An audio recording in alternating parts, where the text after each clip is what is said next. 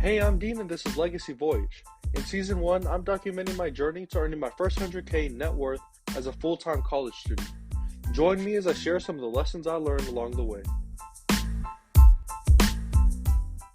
His teachers really thought he was retarded. Isn't that crazy? Elon Musk, the man, the myth, the legend, his teachers thought he was retarded. This is the quote from the book. "We have reason to believe that Elon is retarded." That was the teacher who said this. He spends most of his time in a trance, not listening. One of his teachers explained, he looks out of the window all the time, and when I tell him to pay attention, he says, the leaves are turning brown now. This was just one of the stories that I picked out from the book that I thought was really, really interesting. Because right now we think of Elon Musk as this man that's greater than everything. I mean, how is he running all these different companies, finding success in all these different things, literally the richest man alive? How is he doing all these things? And so I wanted to learn more about him and his journey to where he is now. I think most people want to be ultra wealthy like Elon, but they don't know what it takes. Is being ultra wealthy really worth it? And this book helped me to find that out. Because for the longest time, ever since I was little, I always had this dream of, I want to make $1 billion.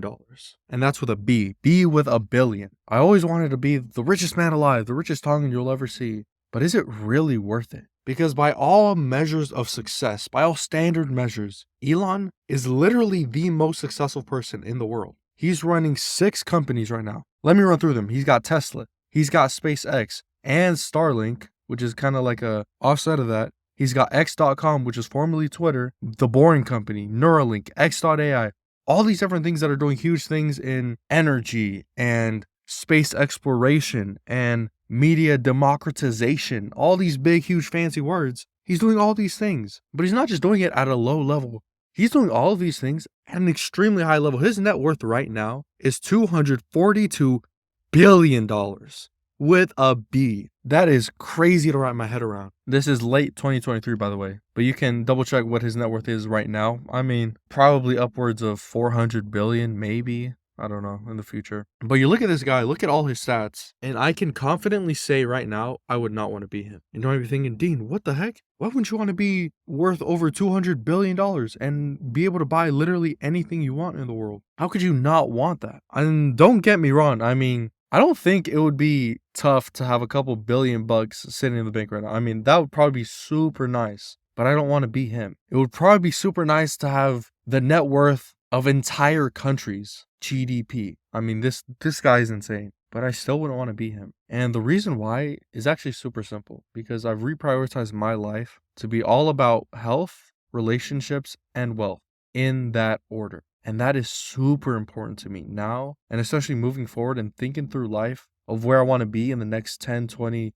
50 years from now. I would not want to be him. And there was this really good quote that I love from Warren Buffett. And he says, success is measured by how many people you want to love you that actually do. And I think that's really important to say. Success isn't all about the money. Success isn't all about how many cars you have or how many nice watches you own. It's not about that. I think what's a lot more important is the people around you. I think what's a lot more important is your own health, mental, physical, spiritual too. And I think those are just way more important in the end. So it's true. I think by all measures of standard statistics, metrics, whatever you want to say, Elon wins. He wins all of it. But how do you personally define success? Is it all about the money, or is there something more to it? Is there something more to success and happiness and fulfillment than the cash or your net worth?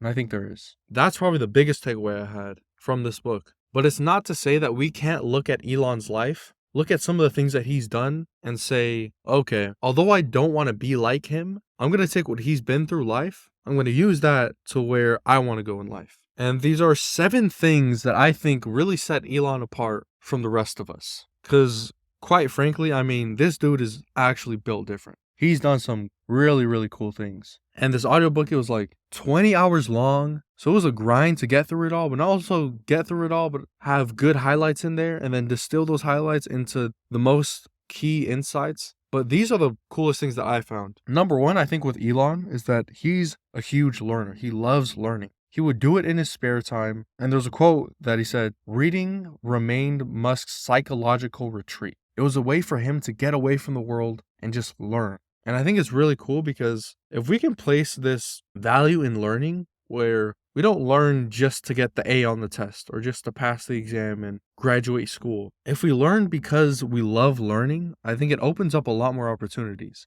Another quote I love, I heard it somewhere, but it says, don't let education get in the way of your learning. And I think it's really important now moving into next quarter. I think it's super important for me not to put education above my actual learning, which I think I'm getting through internships and real world experience. The second thing that I think sets Elon apart from a lot of others is his ability to influence others. He can get other people to do what he wants them to do through words. And it's super powerful because Steve Jobs, all the other big CEO leaders in the world, they all have this amazing skill. The quote I found was, one of Elon's greatest skills is his ability to pass off his vision as a mandate from heaven. To tell the people who are working for him, to tell his team, look, this is important. And not only is this important, it's the most important thing ever, period. And that's why you need to come do this thing with me now. And he would state these things in such a matter-of-fact way that it would grab everyone's attention. It would lock their eyes onto his vision and then make them run towards it without them even noticing what's happening. And that's something that he is super gifted in. Now, the third thing is that he has this weird obsession with risk.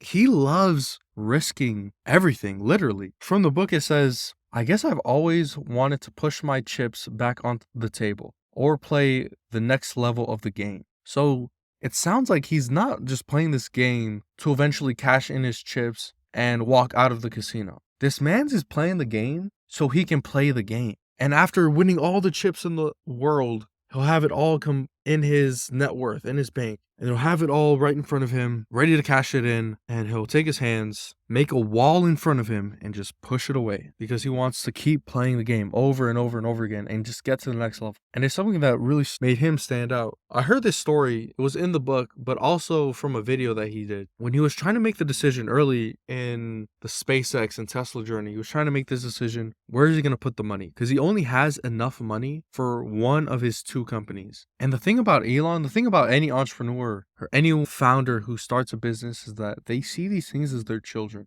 After they've poured their life, blood, sweat, and tears into this thing, this entity, it's really tough to let go of it. And he had to come to this decision where he had SpaceX on one hand and he had Tesla on the other, and they're both dying. And he had to think to himself, okay, Elon, what am I going to do? Where am I going to put the money? It's like having two children. Both of them are starving to death. Both of them are likely to die, and you only have enough food for one. So you have to come to this choice. Are you going to give it to one? And that way, you know, that one child that you chose, they're definitely going to make it, but then you'd be executing the other. Or are you going to try to split it between the two, hopefully make things work, but take on more risk because both of them are probably going to pass away. And that was the decision he faced when trying to choose between SpaceX and Tesla. And it was really, really tough. But eventually he came to the only decision he could come to, which was both of them, because he loves risk. He loves this adrenaline rush of seeing what can work. And ultimately he did. He put the money into both the companies and eventually found a way to make it work. And it kind of ties into this next thing, which is he's also a visionary. He loves the idea of doing big things. There's a story where he had a fanatic love of video games and the skills to make money creating them, but that was not the best way to spend his life. And he said this, he said, I wanted to have more impact. If you look at that and you say, that's crazy. Elon could have been, instead of someone who's trying to go and take the human race to Mars, or trying to democratize freedom of speech, or trying to get sustainable energy for all vehicles, he could have just been like a video game developer. What the heck? This man could have been making the next Mario. But the thing about him is that he wanted to go out and do big things. Because he was a visionary. He wanted to imagine the future, travel in time, create what was there, and bring it back to the present. And have a team along the way who will help him do it. Another thing I found with Elon is that he's a contrarian. He loves to question the status quo. Because there were a bunch of examples in all of his companies where he was trying to build, and his engineering team or his sales team or anyone else, his executive team, they'd come to him and say, we can't do that, Elon. What are you trying to ask us to do? Because that's not possible. And Elon said, well, make it possible. but they had all these limiting beliefs, all these rules they made up in their head that they can't do it, when in reality, Elon was like, just go and do it. Another highlight I had is that the only rules are the ones dictated by the laws of physics. Everything else is a recommendation. And it kind of puts this into perspective where, especially with me, when I'm going through life, I'm going through school, and I'm thinking, I can't do this, I can't do that, because it's against the rules. When in reality, the only rules that exist are like gravity and the laws of physics and, I don't know, the laws of thermodynamics or something. Those are the only real rules that exist. Everything else, that's all just a recommendation. And when he was thinking through that type of framework, that type of mindset, it allowed him to open up a lot more opportunities that no one else could even imagine, let alone see and actually execute on. But Elon was the one who say, you know what? All of that is just a facade. I'm going to just go do this thing that none of you guys else are doing. And it's what allowed him to create all these innovative new ideas and actually go and execute on them. The sixth thing I found with Elon is that he is an optimizer. I mean, Elon loves efficiency. He's all about it and getting as much output as he can possible out of as little input as he can. He loves deleting.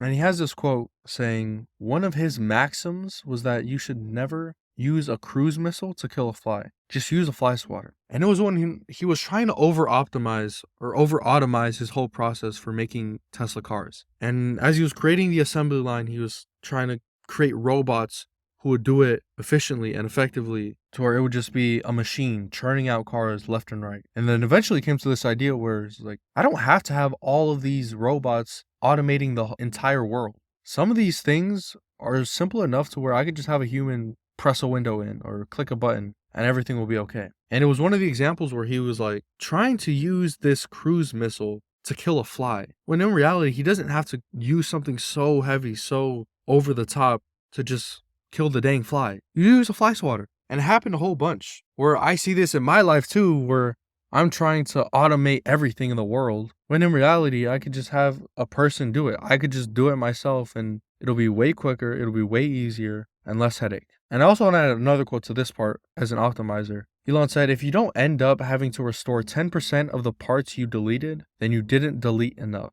And I think this is really important because he errs more on the side of deleting too much. What I mean by this is that he'll have a whole set of a system or a whole set way of doing things. And he'll go through that system and delete certain parts, say, that's not necessary, take that out, that's a waste of time. And he'll try to hone it down to only the things you actually truly need. And even then, he'll go back through and delete more because he's more interested in deleting too much and having to restore some of those things instead of not deleting enough and not knowing if there's a faster, better way to get things done. Now, the final thing that I'll leave off with, I think is really, really cool about Elon is that he's a philosophizer. He loves philosophizing about these deep questions. And although at first they might seem abstract and you can't really apply them to actual life and doing things right now, I think they're absolutely applicable because they give this whole different way of seeing the world that I don't think any other discipline can. And he said this, he said,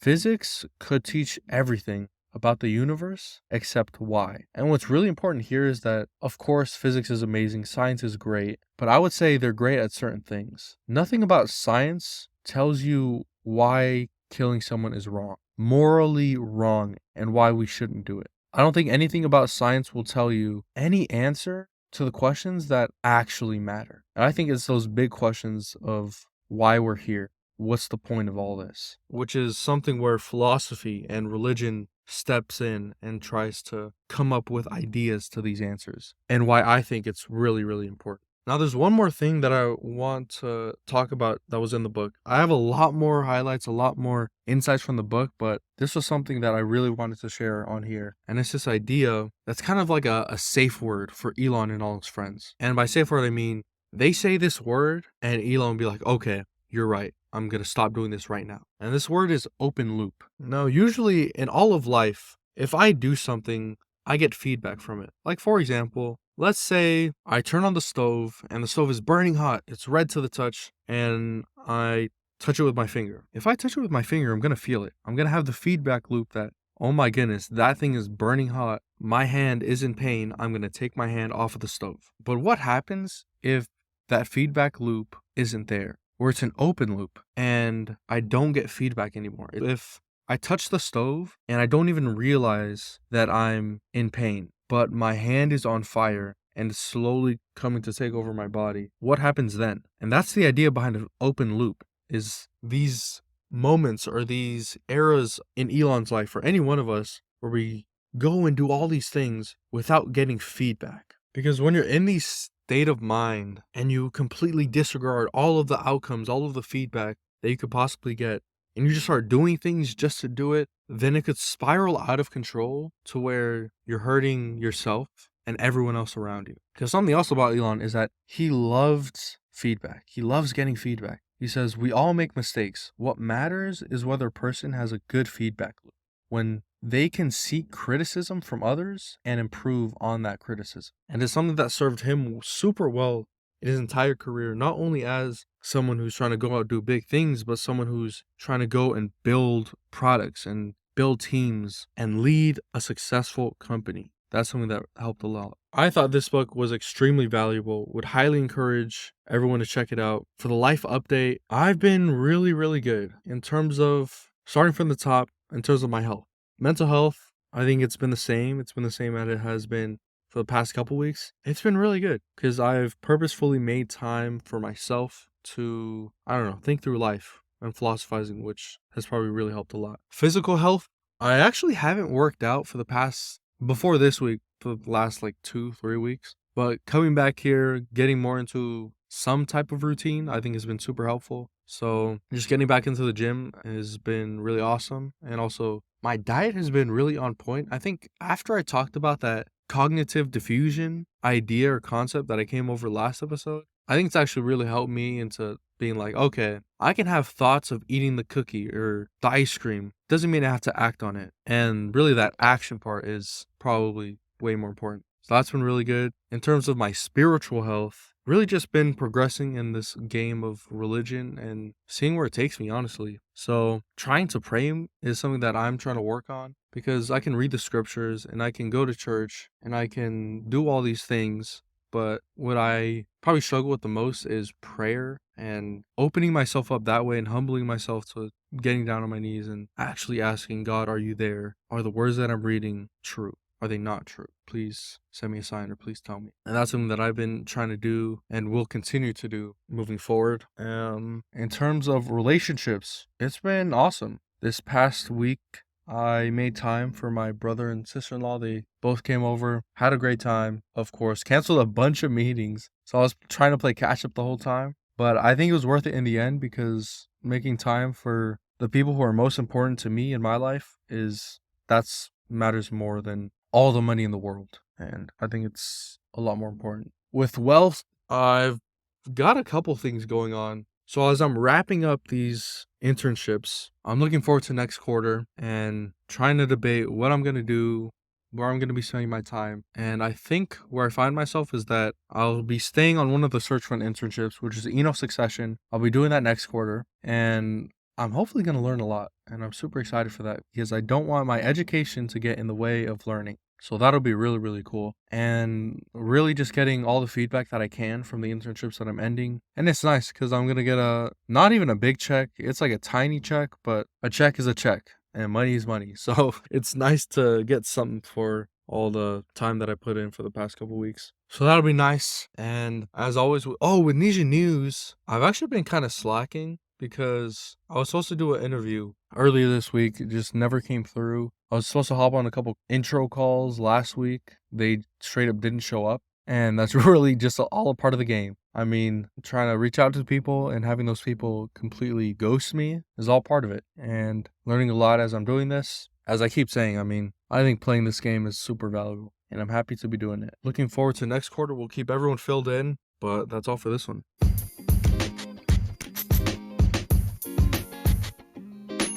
I record these episodes completely free to share success with everyone. So the only thing I ask is that if you learned anything or found something interesting in this episode, just leave a review and share it with a friend. Only takes 5 seconds and it would mean the world. Thanks, and I'll see you in the next episode. Tatok, see you.